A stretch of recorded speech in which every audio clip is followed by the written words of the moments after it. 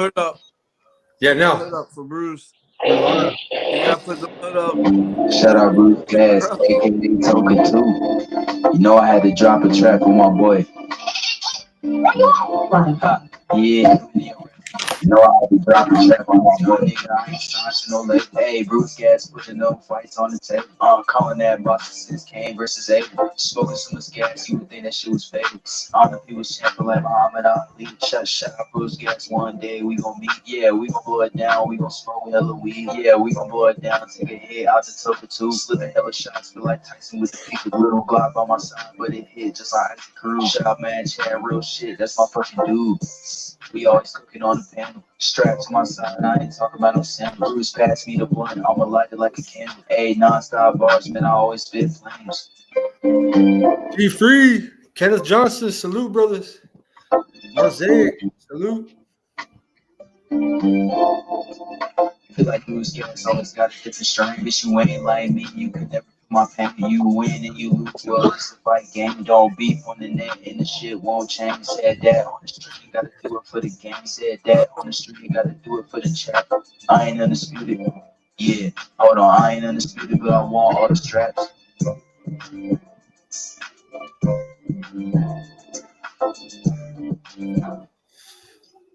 2 Chainz. There we go. 2 Chainz, I got you. 2 Chainz went on some TV show, and them people had a laboratory there.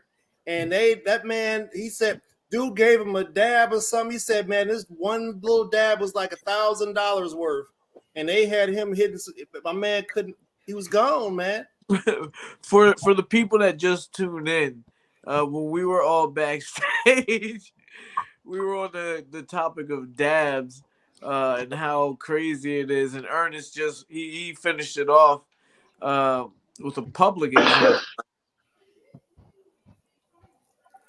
2 Chainz is wild. Well, let me tell you something, bro. I had a friend of mine the other day. He came down with this pre-roll, and he told me it was 31%. I'm like, whoa! I says, and so I smoked it and I got whacked. And I'm thinking after, I'm saying, how come they can make weed this strong now, and they could never make it when I was back in the 10 years ago? It was a cap. There was a limit. It was strong, and that was it. So anyway, I'm reading this label on here, right? Because it's got. It tells you when it was grown, when it was harvested, when it was rolled, when it's gonna fucking expire. This is like laboratory certified. And then it says on the bottom here, contains 1 gram of flour, 0.3 grams of isolate. Ooh. I said, whoa. I said, let me do my math here, because it's peanut butter breath, which is known to be about 20%, and the isolate, which is the stuff that I make, which is what the isolate the THC from the weed. They put this into the weed, and this is how we're getting these crazy percentages now. This is why this weed is 30%, 32%. It's not grown out of the earth at 30%. It's fortified like your vitamins are, like your fucking oatmeal. It's like you know what I'm saying, bro? And this is I just had like a little bit of a little thing going on in my head, and I'm looking at it and I said, damn, it's obvious. They tell you this is not Mother Nature's weed. This is enhanced. This is weed on PEDs, bro. You ever heard of lab rats? Testosterone is natural, but when you start fucking injecting it into your ass with a needle, then it becomes unnatural. That's what they do to this weed, man. It's this fucking weed on steroids, bro. It's called human trials. They went straight past the 10 years of FDA research to human trials. Let's see. Probably, yeah, probably. How do you feel? How do you measure that for yourself? Because you're saying easy, bro, easy. I have a tester anyway. I have a weed tester here, and it tests isolate too. So you could take a gram of weed, test the potency of that, and you can test your isolate, test the potency of that. So your gram of weed. You have a certain level you won't go over.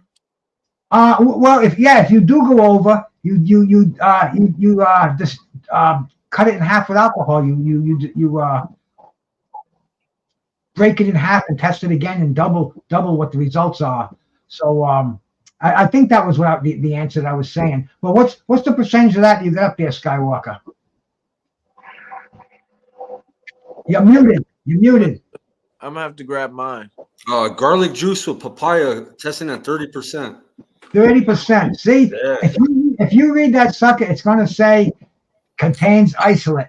I think it has. I don't know if it has to because I don't think they're FDA regulated. But I got to say, this company, this dispensary around here, what the fuck is it called again? It's called Mother Earth, and it's like one of the biggest ones in Rhode Island. And I mean, they got this. They got it's got more explanations than if you go buy a bag of fucking romaine lettuce in the store. You know, it tells you originated, date of harvest, date of rolling, expiration date. You know, and then it's like weird at the bottom. It says contains 1 gram of flour, 0.3 grams of isolate. Bro, can we take a second and just maybe appreciate or maybe take it all in where we're at right now? We're on a YouTube channel. We've got 5 boxes of 5 people from all over the United States, and we're on here having a discussion about what percentage of the additives that are inside of this weed that motherfuckers are smoking online, bro. And it's people that are in 20 years ago. It's people that got put in jail for 20 years. Yeah. 20 years ago that just had a bag that was in a Ziploc bag that had some weed in it, and they're in jail, and we out here talking about the particulars. Right. I think I could show this whole thing. But that's I'm legal where I'm at. Yeah. I'm legal. I'm a patient. So you know, here and where I'm at is not recreational yet. Okay. So, you know, we don't have the same exact freedoms, and we're a little bit archaic, you know, in a way where I can still go to the dispensary and do everything that you do, but I got to see a doctor first. You know, you're a medical too, Skywalker? Well, yeah, not no more, bro. I haven't renewed it, bro. It expired. Let me go find mine, man. We're wrecked over here. History in the making. Yeah, I can have one. I can have one too. I just haven't applied for one. They give me one without question, you know. And you know that it's different. Like, so the difference from Pennsylvania to Maryland, because I was living in Maryland for a while, and the stuff that you could get at the dispensaries are wildly different from what you can get in Pennsylvania. Bro, the farther closer to Skywalker you get, there we go. We all brothers. We all track. The closer you get to Skywalker, I truly believe the better the weed is. I was in Detroit, and that shit was phenomenal. And it's recreational there. You can just go in the stores. And I'm like, yo, man, how come this isn't nothing like what we have back in PA? And then people started like schooling me like it was first in California, and like it's just getting to us. So right, it's coming, bro. Our prices dropped dramatically. Like I was telling you, bro, fucking $30 and $30 was delivered to my fucking front door. Yeah, I have to drive to the dispensary. They're like $70 for a 2 grammer in Rhode Island now. Plus, you got to pay all the bullshit taxes. The little fees they throw. They'll throw like another another $20 on there. So you know it'll end up costing you like $90 for the same thing that I can get for $30. It's just crazy. Yeah. It's gonna be like the gas wars pretty soon. The dispensaries. Weed is cheaper than gas. That's exactly what I was just thinking. Yeah, it is. We got a shop you can go to if you all you have is $10, bro. They're selling you it's an eighth, bro. For 10 is their minimum. They do their halves for $30. Oh yeah, man, that's like crack. Crack rock for $5, you know. The cookie store, they'll charge you like $7 to $10 a gram. You know, that's a name brand store. You know what I mean? Cookies. Hey, let me shout out to some cats that are coming in my room in here, bro. Demetrius Bright, Crust the Legend, Rodolfo Rivera, my brother John McSmith, and all certified weed heads. Carl the Crocodile Hunter, he's out there smoking Yeah, weed in Australia. Crocodile. Come on Carl, up, man. We're just bullshitting up here, bro. We're gonna talk about some they boxing. keep playing. They keep Please, D3 or Malone Crush, you getting want to come up, knocked out. brothers? Carl, D3, Crush, anybody want to come up? It's open mic night. yeah, how you man. feel about that Nagataki Fight of the Year replay? Keep replaying and replaying and replaying of him and Maloney. Come on the channel and let us know what you feel like or how you feel. Nonito's in Australia. He texted me, man. I was trying to get him on the show, and he's in Australia. He was laughing. I told him about Carl's spiders because he used to tell Nonito about the spiders all the time. Hey, You should text Rachel, man. She's bouncing around YouTube tonight, man. She jump on. yeah, I don't do spiders, man. Yeah, Hey, I'm one. I think I was born with arachnophobia, man. I ain't scared of nothing else, man. I'm telling you, bro. But you get a spider out there, the mangina swell up and all that. It's crazy, bro. You see me go into the straight fear mode. I don't know, man. I don't do they got some spiders. crazy ones in Australia. I got one that lives right in my window. I watch little bugs will land there, and the spider will come out there. It'll fucking stalk them. Then it'll fucking boom. I mean, it's like fucking National Geographic stuff, bro. I gotta get a high lens camera and take some of those pictures. But looking interesting. But he don't bother anybody. Stays out there to fucking 0 degrees, and he's still out there, man. Oh man, you got to burn the whole house down of it. I got no mangina to swell up, so I don't have to worry about that. You just don't know it yet. Maybe one day you find something that'll do you like that. Hey man, I'm sure I have a lot of fears, a lot of things that scare me, but spiders. I used to have a tarantula, man. I called him Miles. I had him for years. I used to go buy crickets, give him crickets to eat. He was a very, very, very cool pet. One day he shedded his entire skin. I thought I had 2 fucking tarantulas in there. I was all fucked up. I came home drunk one night, and I'm like, "What the fuck? I got 2 of them now." I'm fucking saying he must have had a baby and killed it and ate the thing and just left the skin. I sobered up the next day and figured it out. He shed his skin, but hey, and he grew his the leg that he lost. He grew it back again too. Yeah. What's that? Jack Russell, bro? Yeah, she crazy, man. I tell you, those are good rat dogs, man. You never have any rat Man, dogs. she's a serial killer, bro. She's the prettiest dog you ever see, but she's a serial killer. They got some balls. A neighbor of mine had one, and they don't give a fuck what's how big the dog is. They go right the fuck up to it. If you got moles, if you got any type of rodents, anything lands in the yard is dead meat. Oh, I live on the. They can dig them up, they can catch them, and they do. No, yeah, this guy used to catch water rats all the time. I mean, 2-pound fucking things are as big as a damn dog. But get them, and once they get them, that's it. The shake of death. They shake them to death, huh? The shake of death, man. Once they start that shake, that's it. That rat's fucking limp. Terrible, Junior. Yeah, I'm hoping and praying that Nakatani doesn't want to unify because he's going to take the other brother's soul too. Yeah, I know, man. He's just got a nice little overhand left. I think he's got to keep moving up, man. He's like the Fundora of 118, man. He's got to keep moving up. That dude is huge. Well, the word that I hear from my Japanese friend is that they're really trying to get him to move up, and him and Inoue have like a big Japanese face off. You know, he's a little bit younger than Inoue, but he hasn't faced the same opposition. But I think that's really what Japan is hoping that will happen. That's got to be a massive fight in Japan, man. That's got to be one for the ages. And the kid that Floyd Mayweather fought, I think he only has 3 fights right now, but they're positioning their guys to be able to do that. And I peeped what's going out. There was one fight that somebody shouldn't have won, and they position their guys. So it's going to end up being those two fighting for a belt.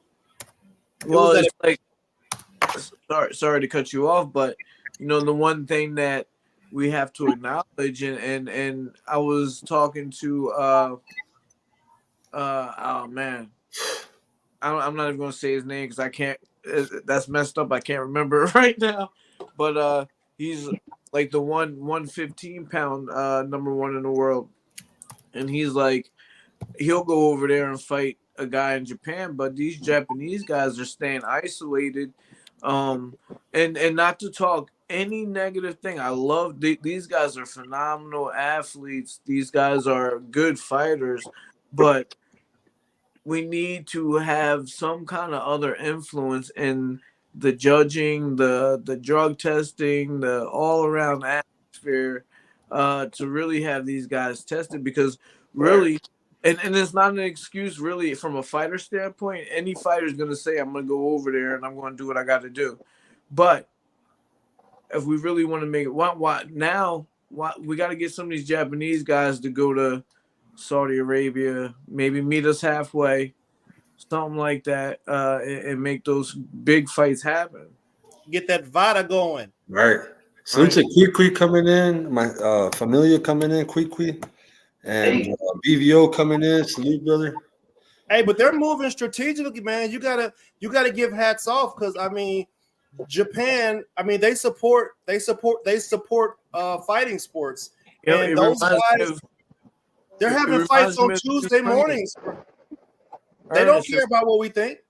Earnest, it reminds me of the Ukrainian explosion that happened, the last decade before this one. It's like, Japan is known to have a fighter here, a fighter there, but now we're seeing their pedigree.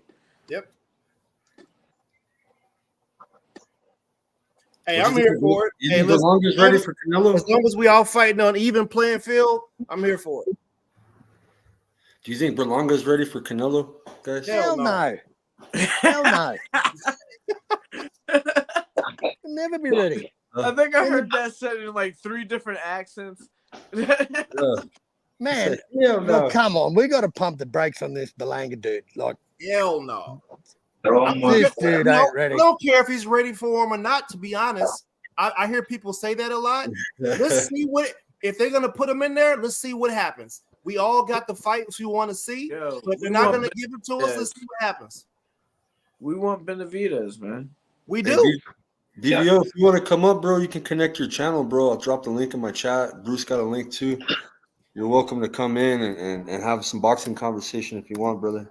Hey, let's see it.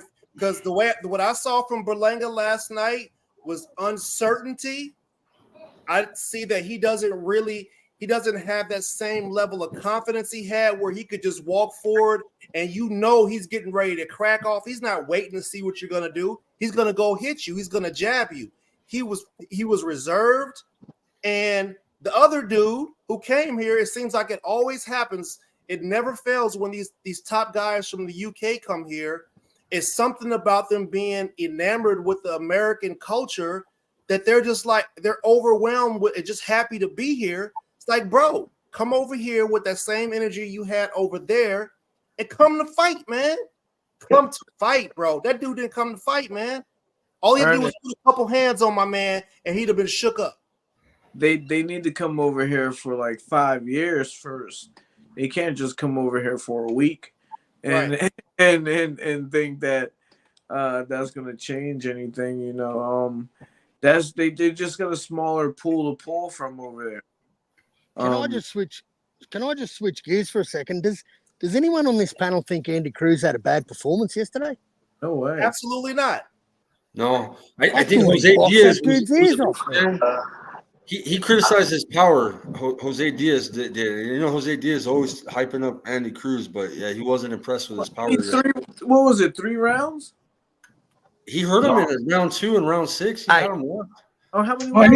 He was way above him in class, levels above. Yeah, And he I'm another one, bro. I think right now, at 28 years old, he has to make a statement. I mean, he's going to get they're fast landing him. They're going to fast track him to a title shot. I think he should make make a statement, and I think he would have looked a lot better last night with a knockout. He went to 10 rounds. I think he could have had this Irish kid, Rosa McCrory. Is that the guy that he? No. That was Belanga. That was Belanga. Yeah. What was the dude's name? Brian something, right? Wasn't it? Yeah, it was Akapachu or some fucking. Yeah, I can't remember his name. He was real awkward. Tough. He was tough. Yeah, that kid got hit tough as maybe nails. 2 or He 3 busted times. his face up.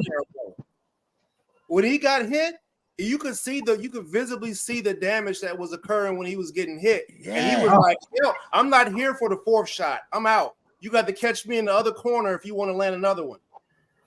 You can see the amateur pedigree. He's like an Olympian, bro. He was just he was throwing way more punches, landing more punches, moving better. He did everything better, and he knew he was winning the round. You know what I'm saying?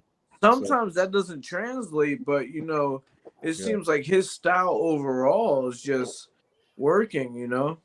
But Bozy was on him. Bozy was on him in that fight. I was listening. Bozy was like, go again. So when he land a punch, you see it when Jaron Ennis hits somebody. If he hits you and you're still within reach, he's going to try to get you at least twice more, right? Mm-hmm. And Cruz wasn't able to get off a 4-punch combo on that guy. He wasn't able to get it off. And what Bozy's trying to get him to do is bite down on his mouth guard or stay in place to try to finish that combo off. And he has to do that because sometimes he was too concerned about pivoting out or moving around and circling around the dude versus going ahead and giving him that 2 or 3 piece. Yeah.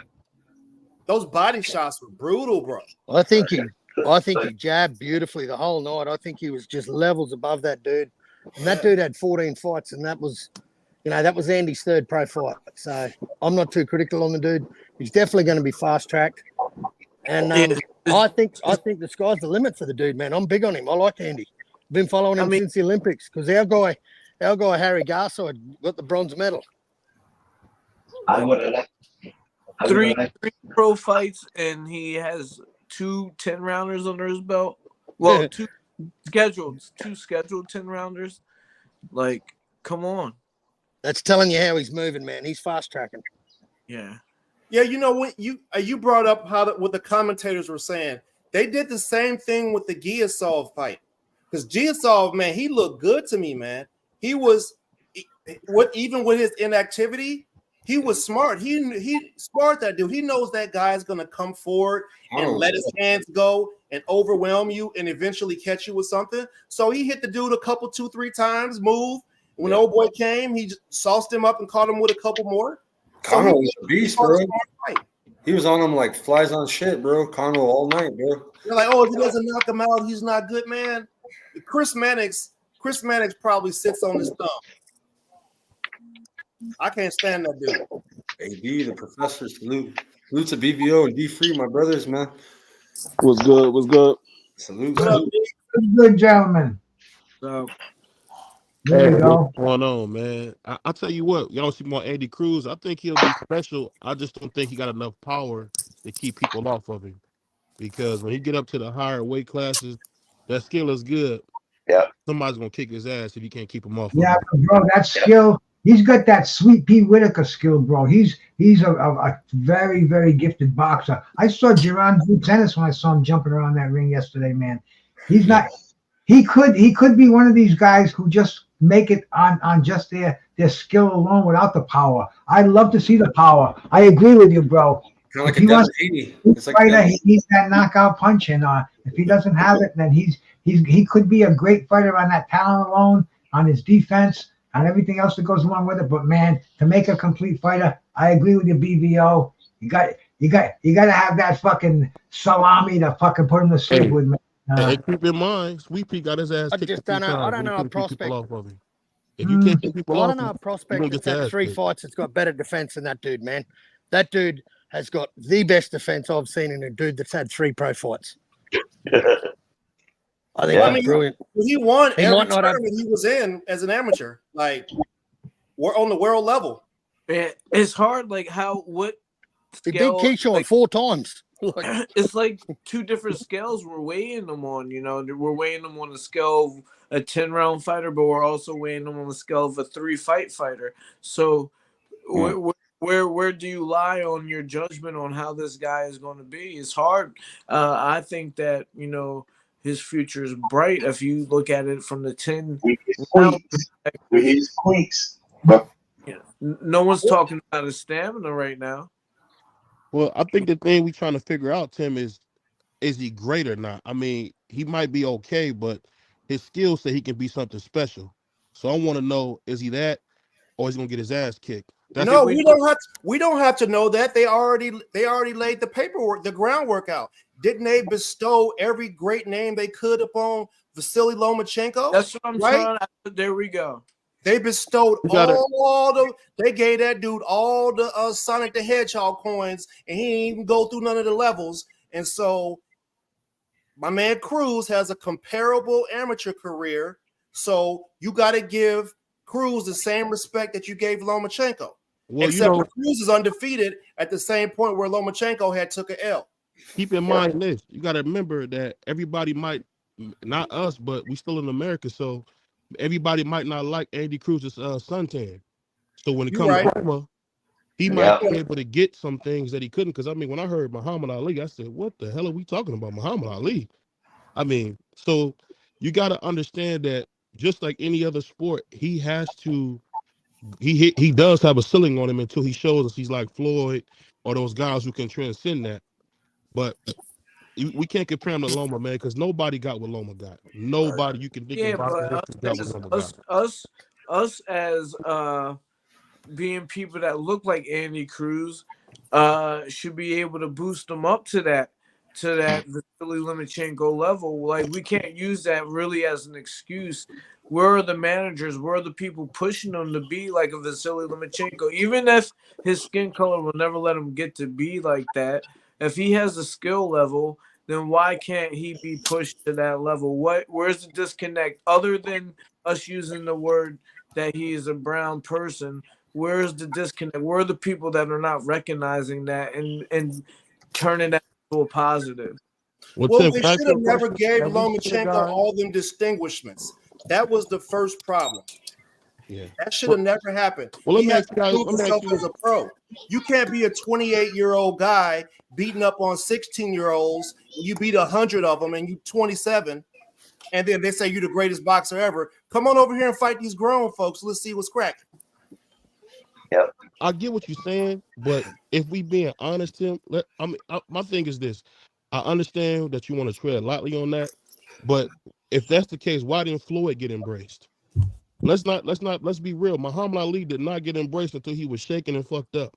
That's He right. did not get embraced. So what are we talking Yeah, about but here, Tim? and that's true. That is 100% true. And I'm not someone that will say that his color is not an issue, but we are living in a different era, age where you have the Kai Cenats, the brown people on the internet that are making millions of dollars. There's a lot of brown people making a lot of money on the internet right now. And there's a lot of brown people that are on TV every day. You know, who is telling us who Andy Cruz is and what he can do? We are all boxing heads on here. Go ask my wife, who has been in the boxing game. She was with me 20 years ago when I won the Golden Gloves, and we've watched boxing ever since. Ask her who Andy Cruz is. Matter of fact, me and Andy Cruz have the same strength and conditioning coach. That let's even say that we have the same strength and conditioning coach, and my wife, you cannot get her to say who Andy Cruz is. Man. Well, I'll say this: you got to remember, you come from a boxing lineage, so We of course. but we train in the same. But this is what Andy I'm saying. Cruz This is is what I'm saying. I would expect anybody who's dating you or married to you to know boxing. But we talking about the average fan. The fact is this: unless we're gonna see Andy Cruz do some of the stuff Floyd did, like get on Dancing with the Stars, or put himself out there, which a lot of boxers simply just don't do. Canelo now he's golfing, drinking beer, having fun. Just think if Canelo would have did that 10 years ago, he would have been even bigger than he is. The thing that you mentioned is I'm not talking about us boxing fans because it's a niche sport. I'm talking about the people who don't watch boxing. At the end of the day, if you want to do, and I put like this, if you want to have a superstar, he's got to be embraced by both. Look at Oscar De La Hoya. Floyd, to some extent, was embraced. You just gotta I make sure you can put a good interject there. thing I on. can interject there, VO, if I may, before I about forget. Man. I mean, we gotta remember it's marketing, man. Look what they did with Sugar Ray Leonard. Look what exactly. they did with Good point. Sugar. I mean, the white people loved him. The black people loved him. He was all American. He won a gold medal. They marketed this fucking guy. They made him bigger than boxing, and it didn't matter what color he was. Nobody even thought about what color Sugar Ray Leonard was, man. And that's all the marketing. Andy Cruz needs fucking marketing behind him. He needs corporate America if that's what Look he at wants it, to do. and I love him, and I love everything that camp is. We talk about Jerron Ennis in the same way, week in and week out. Yeah. We talk about them the same way. They're in the same camp. I love them. They're my brothers. Bozy, he's giving me advice. I fought with their older brothers, but at the end of the day, we cannot neglect that people need to market themselves in this era. We can't talk about 5 years ago. Boxers 5 years ago. 5 years ago, boxers never went online and put their workouts online. That was 5 years ago. This is how fast that time is running. Hey, boxing taps into hate. Whether we like it or not, race is involved. Oh, Do you think Tyson Fury has more fans than Deontay Wilder, or were the people just hated Deontay Wilder and was cheering for Tyson Fury? Tyson Fury couldn't sell the arena out without Wilder. It's the hate for Wilder that brought all them. Wilder. Yes. I'll tell you this, and then if you can flip that same coin, I hear so much hate about Canelo, who's done nothing but everything you want a fighter to do. And I know people that hate Tyson Fury like a motherfucker, bro. They can't. You can't even say Tyson Fury in their chat room, bro. I mean, it's emotional fucking fanboys, bro. That's what it's about. We didn't have that before. Boxing now. See, America doesn't love boxing like it used to love boxing. We used to embrace boxing.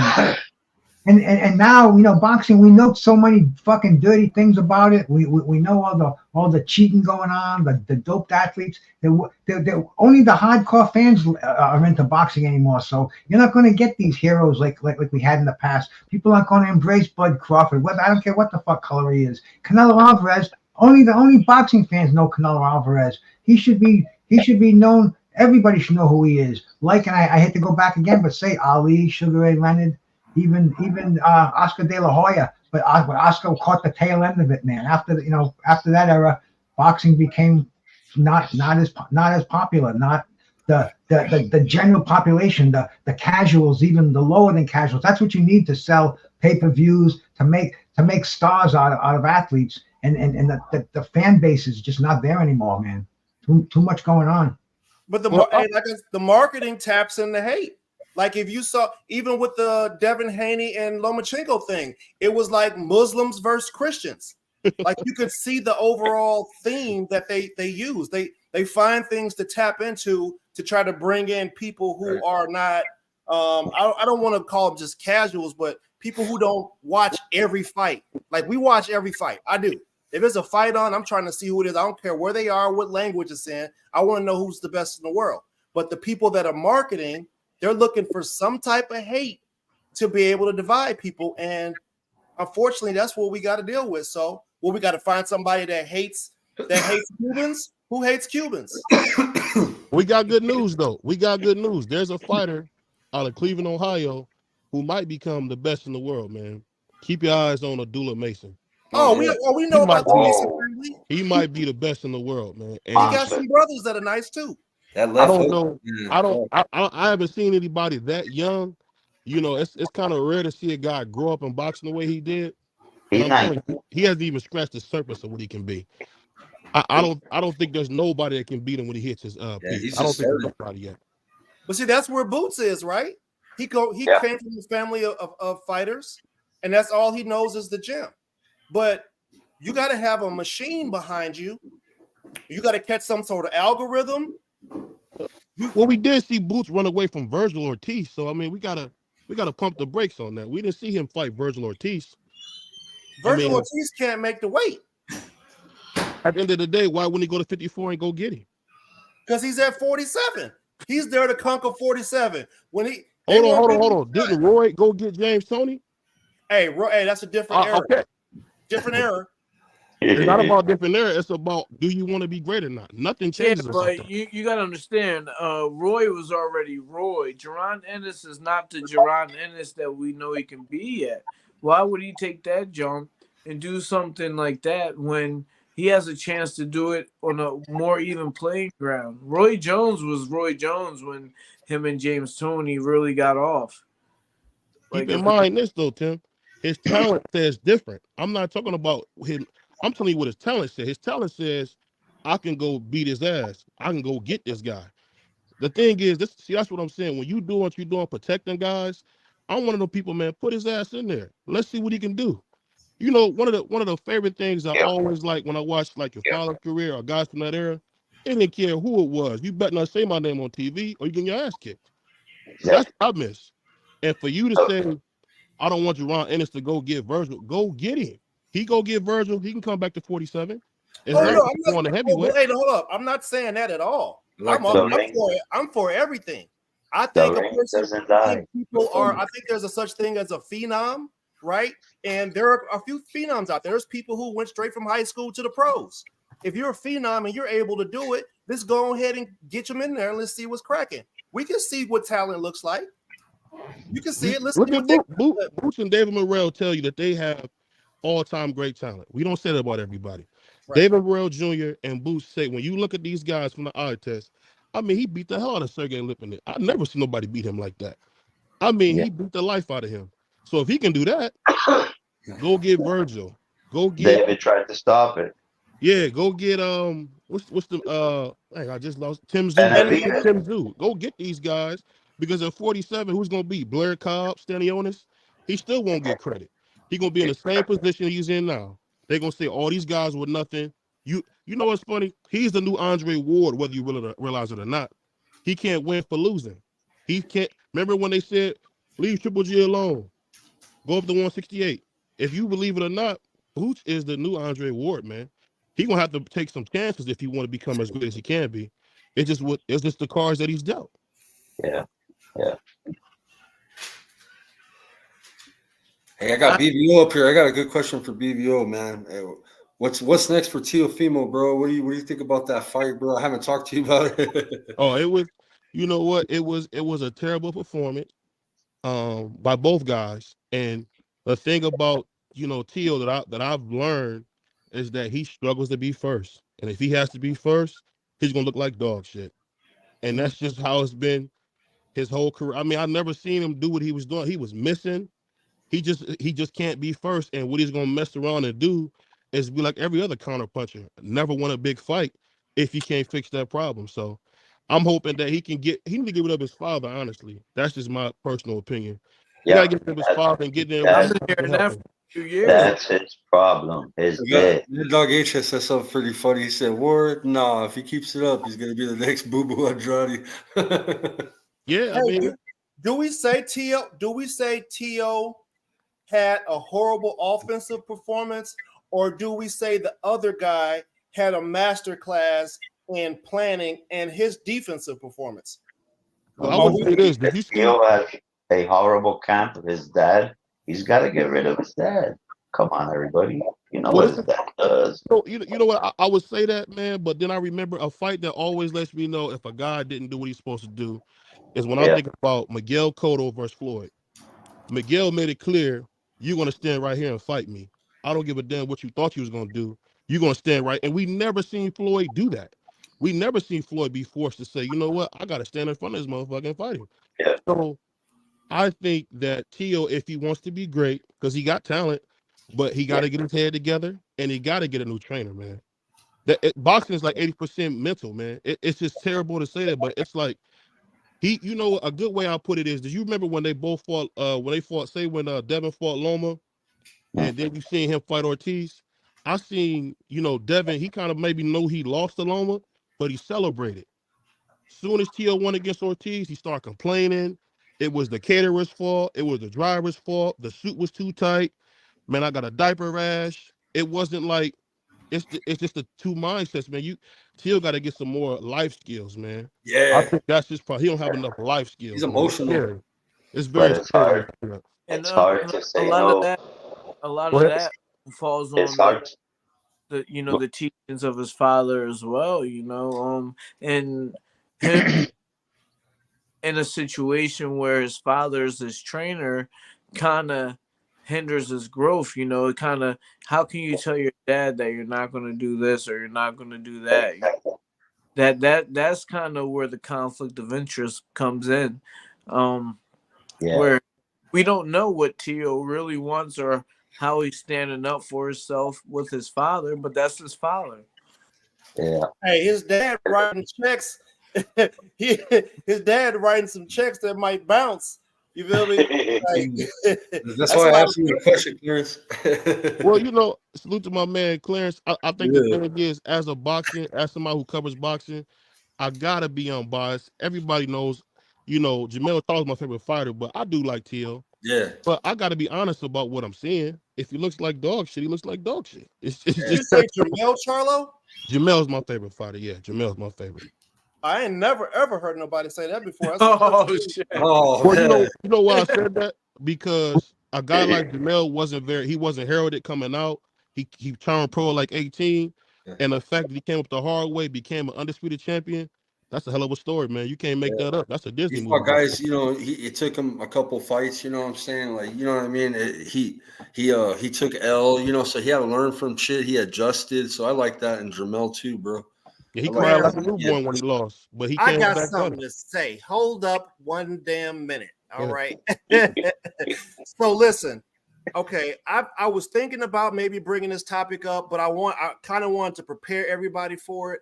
I wanted to have a discuss one time about the people who have become undisputed champions, right?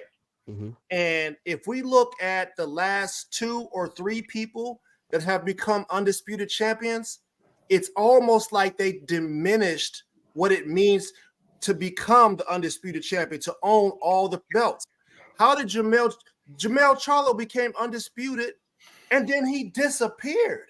Right. He went away from what happens? Doesn't it mean something to get it and defend it? Or do you get it and use it as leverage to go do a pick-me fight of somebody that's an easier win at a higher weight to make yourself look great? I mean, I think Tim can say that can attest to this. It takes a lot to do all that fighting, man. I think from what I've seen with boxers, they get so messed up in training camp that, I mean, let's be honest here, man. He probably was dealing with a lot of injuries because really he lost the first Brian Castano fight and was get to the draw. And when he fought him again, he had a great performance, but I think it took a lot out of him, man. Let's be honest, boxing is what it is, man. It's a tough sport, dog. This ain't the 50s, man. Dudes My man from millions of Detroit, dollars. beat the brakes off Ramel. If we Yeah, being real, he got a little too full of what he was doing to him in that second fight and got caught slipping. But he was, man, every time Harris hit that boy with that jab, my man head was touching the back of his in the middle. Boop, boop. You feel me? Like he was piecing him up. Yeah, he was. But you gotta remember this too. He went and beat the hell out of him that next fight and knocked him on the phone with his kids and wife. That was pretty brutal. That second fight. He was getting beat up in that second fight too. He was until he wasn't. Tony was tossing him up until he got caught slipping, dancing. And then what happened? What happened to Tony? Tony's gas tank went off like it always does. No, Tony got a gas tank problem. Yeah, his gas light came on again. Boop. And look about the girl he's training now, Alicia Bunga, one of my favorites. She got a gas tank problem now. Yeah. The thing is, man. Hey, man. She got popped. She got popped. Remember that? She got pop and she be popping it. She got all that, but guess what? She got a gas problem too. She got a rotten gas tank now. So she got too much muscle on her, man. How you gonna have all that muscle on you and you try to make it all them rounds? It don't work. That's that Anthony Joshua issue. Yep. Too much muscle. You gotta carry it. No. That's not I for mean, boxing. that could be the case, but I've seen Ken Norton buff as hell going 15 rounds. There's So not. No, I've seen Tim 300. Bradley. Yeah. I've lost to 300-pound people in the 10-mile race before. You know what I mean? You know that don't mean that is everybody can do it. You know that's the point of it. But do we want to get into my little bit? It's not really a big thing, but you know, every so often, Rockman comes back up in our lives. Yes. Let's And, talk about and for some reason, this fight will not die. It will not die. So I'm at home. What was this, like Tuesday? And I'm sitting, and I gotta shout out my girl Heather Aces. She's from North Jersey, but she's down in Florida right now, and she's working for some company called ICB. I don't know what it is or whatever. So I get home from work or whatever, and she hits me up like, "Yo, don't you and Rockman got some kind of history together?" And I'm like, "Yo, yeah, you know what I mean? Everybody knows about it or whatever." Obviously, she sent me up because she knows about it. And she's like, "Well, his opponent just pulled out, and we're looking for a replacement." And I'm like, "That's crazy." First of all, because like how I know Heather from Celebrity Boxing when I did that Celebrity Boxing match. So how this shit's still going on. So I immediately go to her. And then before I finish this story, I just want to let people know that Rock Mom probably knows nothing about this. It's got nothing to do with him. As far as I know, it's not like he went to her and told her to come hit me up or nothing like that. That's not that from what I know. That's not what happened. But so immediately I'm here. I'm on here smoking. I'm living my life now. I told you guys I'm not even trying to fight no more or whatever like that. But I just say, yo, so what numbers are they talking about? You know, what's what's gonna get me off the couch? You So she comes back to me with the most dumbest shit that I ever heard. And this is crazy because I didn't even know what Rockman was doing. Nobody's heard what he's doing, where he's at, or whatever like that. So she told me that they're trying to give out $1,000 to $1,500, It costs more than that to eat for a week. and and is Yeah. that a joke? and 20% of the or is no longer in service. 20% Sorry. You have reached a number that has been disconnected. No Bruce, longer what in is service. doing? Damn, Uncle Bruce then.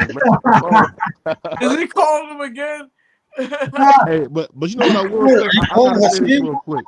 I don't know if y'all seen a guy in the chat named Boxing Scholar. This guy stole my cell phone and helped me look for it. So you gotta watch that guy, Boxing Scholar. He's in the chat, man. Yeah, He see, stole my iPhone and helped me look for it. So you gotta watch guys like that, man. Oh, You gotta watch guys like that. oh. hey, were you trying to call Rockman? No. I just played that. Bruce was I just like, played that "Oh, for the soundtracks just to bust your balls. Bruce. The sound of a disconnected phone. I didn't even write back, but I guess he's fighting on a promotion where they paying his opponents $1,500, and then Hey, 20%. he's in the back, one of y'all. Bruce or Tim, he's in the back. No, he's not in the back. He's in the chat, but Oh, I thought he was in the I back. don't see him in the studio. Man, my man's a klepto. He said he forgot he stole it. Yeah. Hey, the man stole my phone and helped me look for it. That's a scary guy right there. Oh, whoa. That's a scary. That But let me- sounds strange. But let me ask you guys this: what do you guys think about us not hearing no excitement about this undisputed heavyweight champion bout? What you think that's about? It's not for us. Ukraine had the belts for like 8 years over there with the Klitschko's. It's not for us. This is by design. They don't care about what we think. They getting Saudi money. All the fans that's gonna watch the fight or go to the fight are all over there. Yeah. They're gonna have to pay people from America to go over there and watch that fight. Pay us to go watch it. Bro, Eddie idea? is charging Earnest. fights and giving it to his people for free on the platform. Yeah, but do you know what's at stake in this fight, though? It's definitely worth the look-see, bro.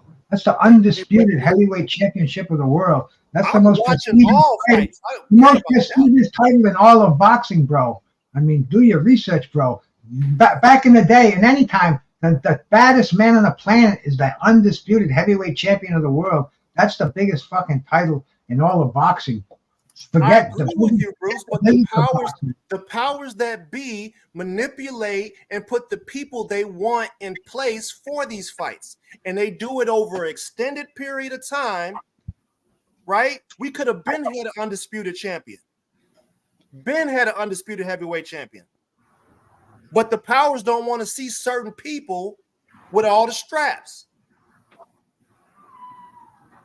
The people they want to have the straps are the people that they can control, and the people that they're gonna get them straps, they probably owe them something. You know what? I got big respect for Alexander Usyk. He did it the hard way. He did it at the weight class before Undisputed, and he's trying to do it up here. But honestly, would you pay $79 to watch Usyk fight somebody like Jared Anderson? Would you pay? Is that a major event? Or even our man from Cuba, Frank Sanchez. I wouldn't pay $9 to watch Jesus Christ fight the devil, bro. I stream it all. I get it, but I mean, you brought up the whole thing about the heavyweight championship being that's the best thing ever, but they don't care about what we think. The best thing ever. Well, then why the fuck do you care what they think? This is the two best heavyweights in the world fighting, regardless of where they're from, what they believe in, how much money they're charging you. As a boxing fan, as a simple idiot boxing fan that I am, I want to see a unified, undisputed heavyweight champion of the world. That's all, bro. I mean, I don't make no politics about it. I don't give a fuck where the money's going, what color these guys are, what fucking federation is ranking them. This is undisputed, man. This goes back all the way to the days of Jack Johnson, bro, Joe Louis, fucking Frazier, Ali. I'd like to say Witherspoon, but he was never an undisputed heavyweight champ of the world, and that's a shame, bro. You know? I mean, it's prestigious, and Tim will tell you right there, bro. His dad didn't achieve that lofty goal. Right, and he won it twice. Exactly. Should have won it 3 times. Larry Holmes was never the undisputed heavyweight champion. Archie Moore couldn't get a damn title shot. My man was like 55 or something like that before he got his first title shot and won. You know what I'm saying? So certain people get put in positions for this. We got to acknowledge that. Let me get in here real quick, because you remember I had Terrence Crawford over Errol Spence. Right. I just want you to record this. I am definitely, and it might be a majority decision here for everybody, but I'm definitely going Tyson Fury over Usyk. I said it here. Well, that's not breaking news. It'll be decision. It's not breaking news. I just wanted to be on record. Yeah, that's the same thing. Other Cuban trainer told me. That's the same thing they told me. Yeah, he's favored. He is favored, though. I believe he is favored, but it's Tyson Fury is gonna beat the hell out of him, man. It's gonna be a bloodbath. What if Tyson Fury comes in the same shape that he did with Nagano? He's not that dumb. He didn't put the cheeseburgers down. He didn't put the hamburgers down. I mean, Tyson Fury, he still looks like a blob, but he looks like a healthy blob. Man. And Usyk do not like them body shots. Yeah. Oh, he gonna end up throwing up. He do not like that pressure and them body shots. He don't, but Tyson Fury got a glass chin, if you ask me. Oh, yeah, when he get hit by Wilder and Ngannou, maybe. But everybody that hits him, that man have been on the canvas in like 5-6 different fights. Steve, and what do he do when he get off that canvas? He get the whooping ass too. Don't forget that. Don't forget that he get off that canvas. Next week, bro. Is it next week or the week after? We got AJ Nagano, bro, coming up. Yeah. Edge gonna beat him to death. Yeah, it's gonna be bad. It's gonna be bad, bro. That's gonna be. AJ ain't gonna be waiting around to put that jab in that boy face, man. He ain't gonna be waiting for that. He gonna. Hey, look, we got Mad Chad. I'm gonna ride with Mad Chad, man. Pounds, percent body fat. How about He's Ukraine? Drinking too much. I'm not making my official prediction yet. I like to watch film. Hey, Yeah. I got a prediction for you. I think Ryan Garcia is gonna stop Devin Haney. Man, you done lost your rabbit Oh ass my mind. Oh, God. Mad Chad, my brother. Salute. Hey, Upload typo. I'll be going for Usyk. you ever seen Boys in the Hood? You ever seen I- Boys in the Hood? Remember they had I to did. carry Ricky in the house? They got to carry Devin in the house, man. Yo, I need to hear some Man. more about this. I need to hear some more about this. The thing you got to remember with Devin Haney is this: he's not going to be able to control the pace. He's going, and I think Loma showed us something that he can be hit, and if he get hit with that left hand, it all depends on if Ryan comes in. If Ryan comes in there focused and takes the fight to Devin, I think he can get him out of there. Because one thing that we've known that we've seen before, that Devin can be rocked. So if Ryan put hands on him and he's not going to be drained like he was when he fought Tank, it's gonna be a long night for Devin. And I Out think of it's the gonna two be so fighters, which exciting. ones hit the canvas? Say it again. Out of the two fighters, which one of them hit the canvas? I see Devin going down early. That wasn't. I see Devin going down early. Oh, you said who went on the canvas first? Oh, you forgot about. I mean, who's been on the canvas? You forgot what happened. I think off that canvas, didn't you? He beat I Luke Campbell to death. Okay. See, I'm a little different, man. I honor a man who can get off the ground and come knock you out. For sure. Yeah, but Devin ain't never been on the ground. No, we got to give him credit for that too, right? Yo, We're gonna see him go on the ground in April. We thought he was gonna go on the ground for Regis. Well, we seen him still one from Loma. Loma almost stopped him that level round. I know you've seen that. Ryan ain't gonna be able to handle no kind of boxing by the 6th round. Devin Haney is going to make him feel the pressure of the night. There's no way. Ryan gonna be doing a mix of the hokey pokey and the Macarena. We see. Hold on. We gotta remember. We see Oscar De La Hoya beat Sweet Pea's ass. What the hell? Be similar. What?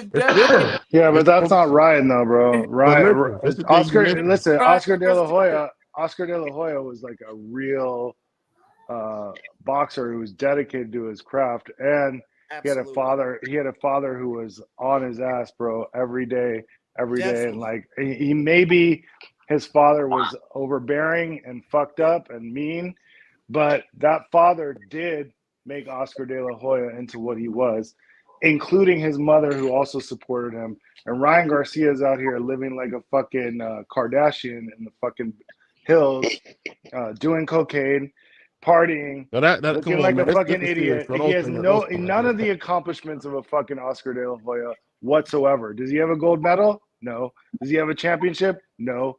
By the time Oscar was his age, bro, Oscar had fucking titles, bro.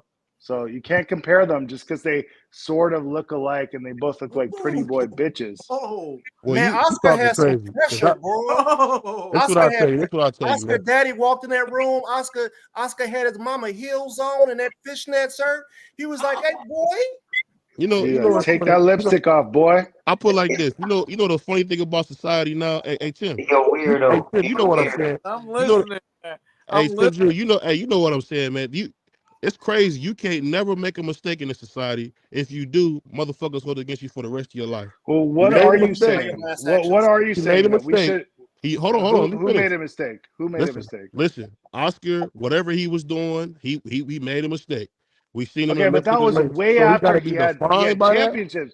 Bro, you're talking about way after he had championships and titles and medals. Listen, boxing is when he wore the same ecosystem that it was. Let the man talk. Let me finish, dog, and then you can talk after me. This is the thing. Boxing is nowhere near the same ecosystem it once was.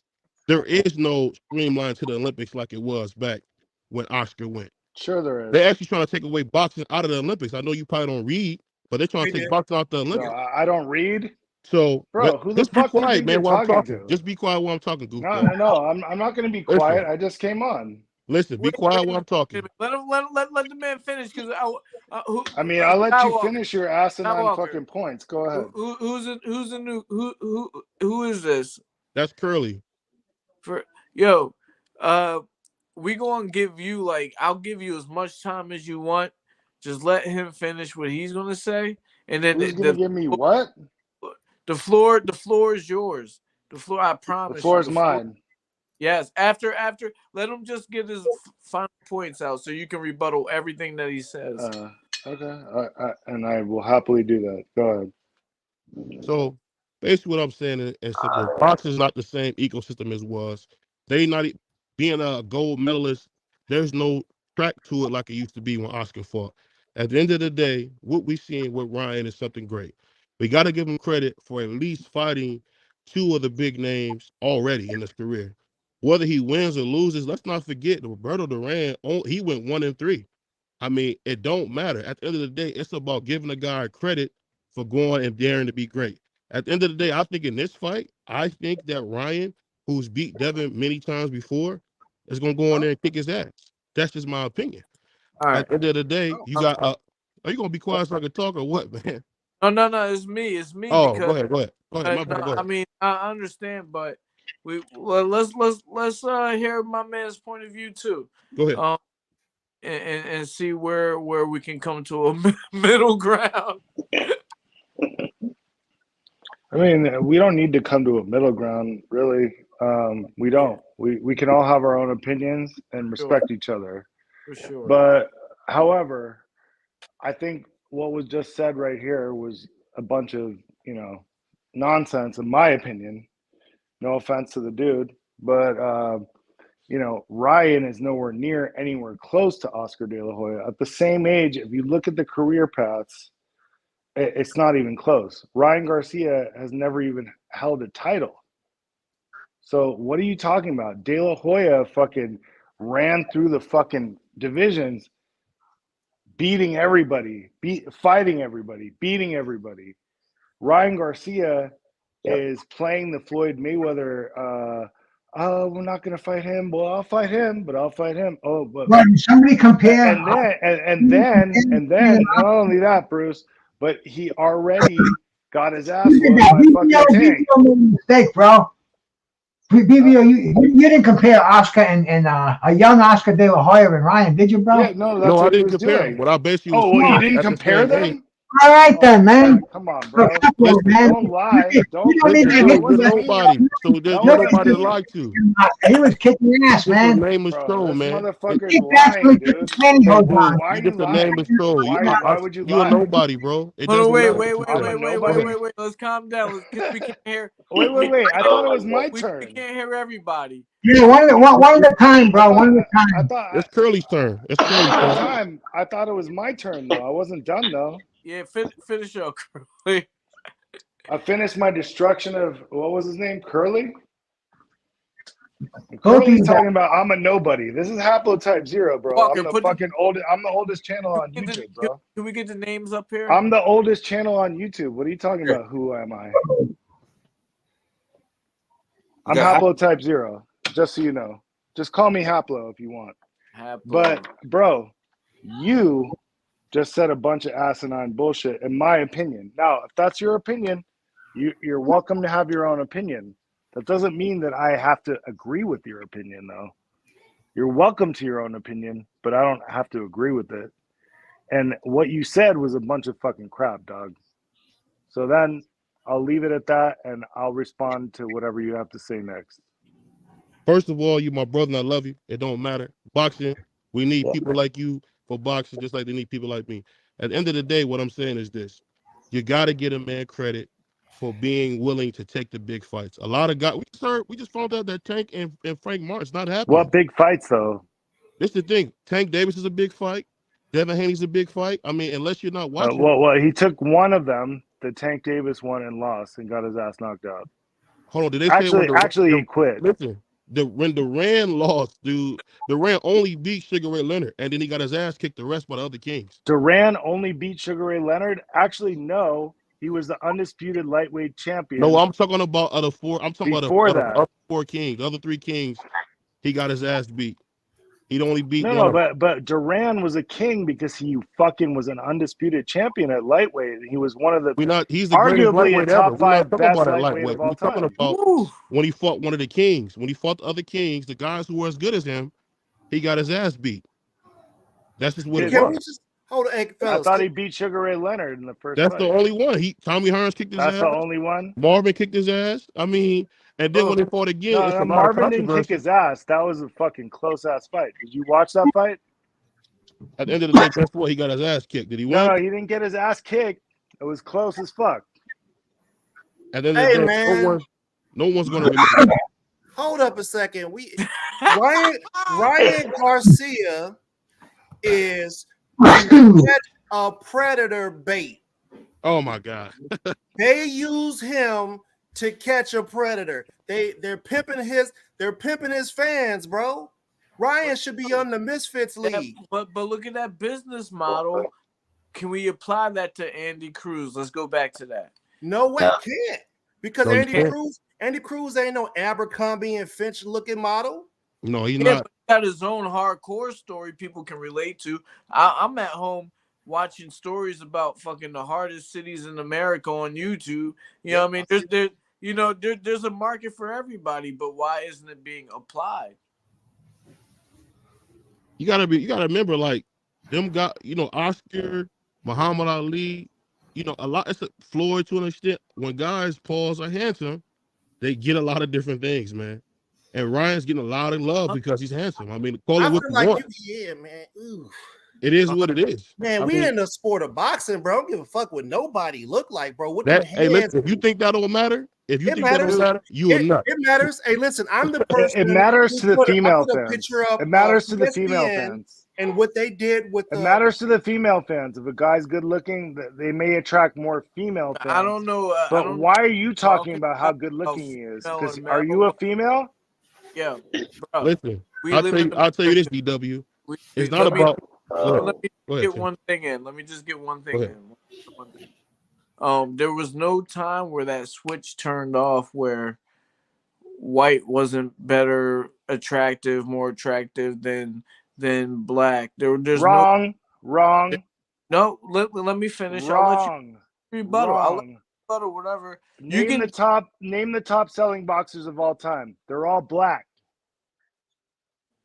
But that has nothing to do with how they got to be the richest boxers. What do you mean it has nothing to do with the deals that they got? You just brought up race, bro. It has nothing. Can I? There's a reason why you can't. Because you're fucking lying. Well, how do we get this guy on here without even? How do we get me on here? Because I'm the original channel on YouTube. This guy's I'm the original boxing channel on YouTube. Let me. That's fine and dandy, but you're on our YouTube channel, and I gave you a chance to. Who's the best? What bitch? And now you're over talking me. Can you just give me a chance? We'll give you another chance to say whatever you want to say about what I got to say, but I'm not done. So just take a second, just take your turn and show some respect, all right? So back to it. It doesn't matter what business you are in, all right? If Eminem comes into the hip-hop scene, he's selling records. I'm on Instagram every day looking at exercise videos. You know who has the most views? Blonde-haired white women on exercise videos. So for us to talk about what has changed and what has not, it's the same thing for boxing, bro. So with that being said, it's not an excuse. I just sat here and said that we all have the same chance to do what everybody else has to do. But to say that people look at blonde-haired people the same way that they look at brown people is a little bit disingenuous when we see it every day. You can look at any, and this is the one thing that I want people to know. When it comes to certain advantages or disadvantages, we might have misinformation. It could be the same. White people in boxing could have the same disadvantages as black people. You know what I mean? But we do see these good-looking people who happen to be what America thinks looks good, getting deals right out the gate, where we can't compare it to Floyd, where Floyd didn't get nowhere near where Oscar got coming out the gate. Mm-hmm. So it's like we cannot neglect that isn't part of the issue, but we all could do something about it, like we're doing right now. We're on the platform. We're showing people our personalities. That's what those boxers can do. Now, Hyplo, you can say whatever you want to say. I'm not even, you got the floor again.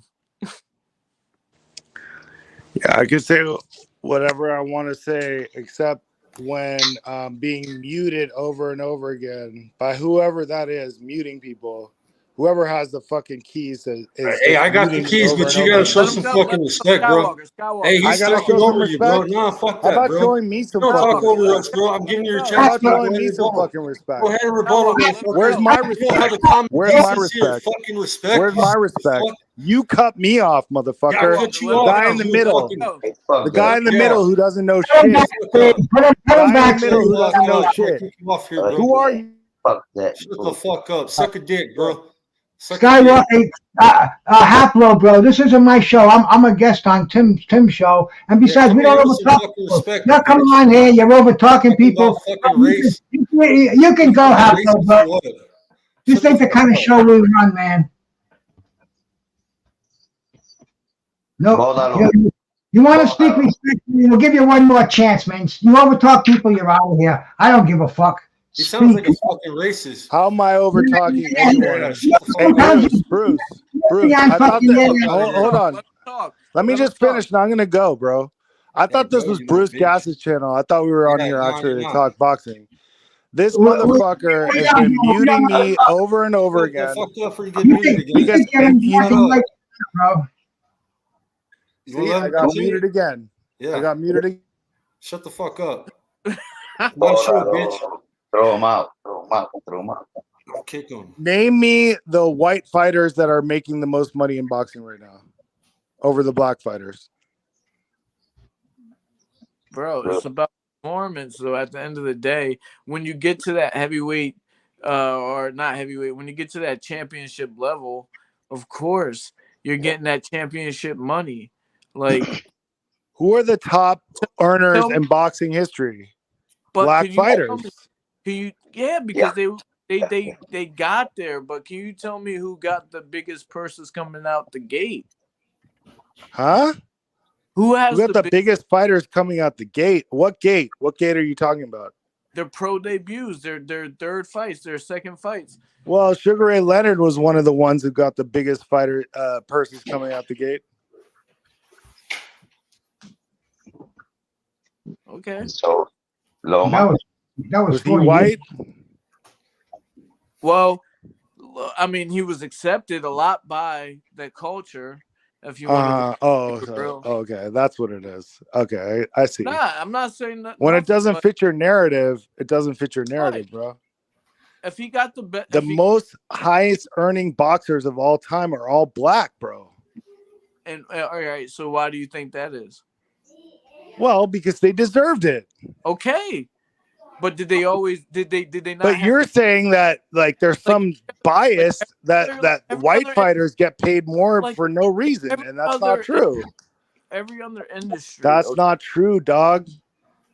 Like Did Lomachenko make more than Devin Haney? I'm in the studio. Come on, bro. Don't be a fucking idiot, dog. Don't be an idiot. Oh. I do seem to remember. I remember Lomachenko was getting like 3 million, and Devin was supposed to get like 1 million or something like that. It was like you hear it every time. When Devin was like 15. No, he wasn't 15 when he was discussing the Lomachenko fight. That was how it went down. Okay. Devin had to take a serious. All right, let's look at it this way. Lomachenko, right? He was a champion, right? Tank fought Ryan. Did they not make more than Lomachenko ever made in a single fight? Absolutely. Tank is a superstar. They weren't champions. And you got a white guy. You think if your theory was correct, that white guy would have made way more than like, oh, he's white. He's got kind of blonde hair, like, oh, we're gonna give him way more money. No. Ryan, who's Mexican, and Tank both made more money on that fight than Lomachenko ever They're made on fucking any more fucking fight. interesting and more known. Like you can't. Your point is fucking crap, bro. No. Your point is shit. There's certain levels. Your where point is shit, dog. Just it's admit it. Just admit it. You're being destroyed by someone who knows more than you. And that's all it is. When you have to stick on topic, though. I'm on topic. I'm 100% on topic. No, you're not on topic. Because of course, I am on topic. Of course, Usain Bolt is gonna make more money than white runners because he's fucking winning, because he's more interesting. But was he always in that position? No. Who are the white runners who were in that position? Who are the white runners who were in that position before him? Tell me. There's people from Australia. We don't know him now because he fucking who are the white golfers? You're talking about track and field, motherfucker. Who are the white fucking golfers that Tiger Woods beat? Who are the white runners that fucking flowed? Jack Nicklaus? Like that was different though. Tiger Woods is still the #1 golfer. Yeah, he had to fucking work his way up. We saw the Tiger Woods movie. Yeah, so does everyone have to work their way up? Hey, the girl from the University of Kentucky. Not everyone. The girl from the who didn't have to work their way up? $2 million endorsement from Puma, and she didn't have to work their way up. She finished top 3, nothing. What? She has like one of the biggest endorsement deals in track and field, and she ain't got the biggest endorsement. She ain't wait. I couldn't hear you. Who are you talking about? The girl from the University of Kentucky. The girl from the University of Kentucky. I have no idea who the fuck that is. I can't remember her name. It's only one. She's a really fast white girl. It ain't an excuse. She's a really fast white girl who ain't never really fast finished white top girl. 5, nothing in the world. She has a. Now we're going to girls track. No, it's just. I thought we were talking about Usain Bolt. It's an example of comparison about if you want to use. All right. I'll make it a comparison. All right. No. Can I make a comparison? Ronda Rousey. Remember what she did? Yeah, I remember. Can you remember Michael Jordan and his shoe deal?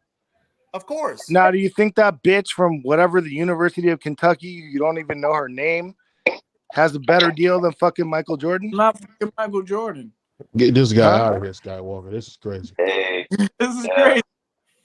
Yeah, I know it's crazy. It's crazy when there's logic. You can't even remember that bitch's name. We can use logic, bro. What you about can't even remember that bitch's name. Remember the girl who did all this? You can't remember the bitch's Conor name. McGregor. He's another example. You know what I mean? Like somebody who he did work his way up, but he talked his way up. I don't think that a black guy would have been as well receptive if he wasn't Irish and like that. You know what I mean? And I love my Irish people. I've been to Ireland. Katie Taylor, one of my favorite people. I just want to say that. But one of the richest people, he's not even hungry anymore. He don't even have to fight anymore. Yeah, because I'll say this, Tim. I'll say this. It depends on who you are. Because Floyd chose him as an easy target. Why didn't Floyd fight John Jones? Sugar Ray Robinson was loved dearly. And he did a lot of despicable things by both people. It just takes a special person to be loved by everybody. You know, you can't say his name now, but Bill Cosby called was that way charisma, too, man. It's rare to have a guy who can get that crossover love like that. I mean, it's the luck of the draw, really. It really charisma. is. Charisma is what it is. It can be people have charisma, but it's also got to be something about that person that they admire and love. Like yes, it's called charisma. Hold on, quiet while I'm talking. You had Mick Jagger saying when Ali lost to Larry Holmes, that was the end of his youth. Like it's kind of different now. You don't have these same people making these kind of connections with big stars like that anymore. They hated him. I mean, you got to remember when Hurricane went to jail, Bob Dylan wrote a song about it. I mean, I don't think people, Bob Dylan's old, but Bob Dylan was a big time star. He wrote a song about Hurricane. It just depends on how you get embraced, man. Everybody's not gonna get embraced that same way. It's the luck of the draw, man. It really is. But on another note, the good thing is we got some big fights coming up. We got Bivens versus Beterbiev. You know, we got the heavyweight championship finally about to be consolidated. I'm excited. I really want to see Beterbiev beat the brakes off Bivens. I can't wait to see that. I mean, Beterbiev, I hope he hurt him bad. I really do. Arthur. Oh, I think he's gonna break that. Who's playing that music? No, that's not. Who's got the total live, man? Whoever's doing that. It's Coach Green. What's up, everybody? It's been a while. What's up? How everybody been? What up, Coach? What's up? Yeah, I had to make my entrance for y'all. Hey, I love the show. Y'all energy, y'all intensity, man, that's what we need. That's what we really need in the sport of boxing. Just straight purists. Whether we agree, we don't agree. Whether, someone need to say, hold on, MFer, and we get it right. Y'all, look, this is what we really need in the sport of boxing. BVO boxing, brother. Big shouts out. Hop low, respect, dog. Like for real, hop low, respect. Yeah, respect to you too. Respect to you. For real. Respect to everybody. Tim and Tim. Man, y'all know what time it is. What's up, man? Coach?